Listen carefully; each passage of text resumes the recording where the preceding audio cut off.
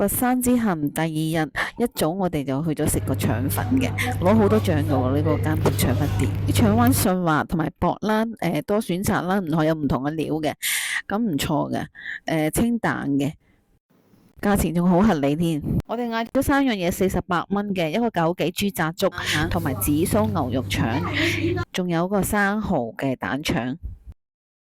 食飽飽之後，我哋去咗南豐古厝嘅。咁呢度咧好多嘢睇嘅喎，佢好多嗰啲精美嗰啲手工嘅陶瓷，其實都幾值得去嘅，因為你會揀到啲嘢咯。陶瓷啊！你唔想買，變得都會買咗好多嘢，都好精緻嘅做得。唔知啊。同埋咧好靚喎，我覺間得。工啩。花樽咧好多都好靚，同埋好啲細微細緻嗰啲有大大細細嗰啲花啊，嗰啲盆栽啊，直情用陶瓷做嘅手工，所以好似藝術品咁樣睇緊。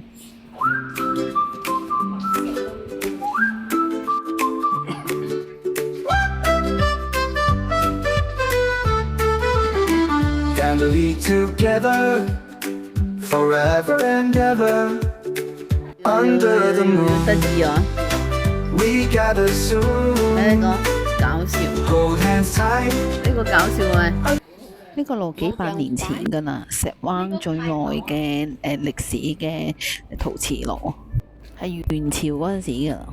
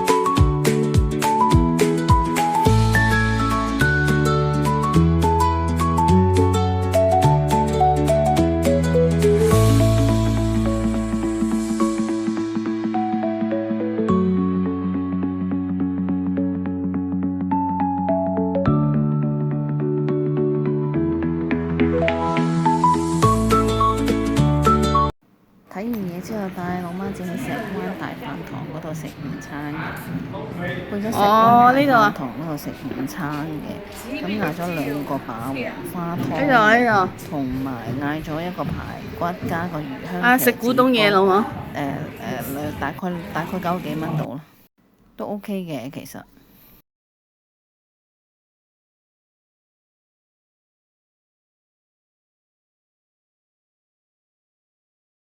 下晝搭地鐵去咗大良步行街嗰度食嘢嘅，民信雙皮奶呢貴咗之餘仲細碗咗。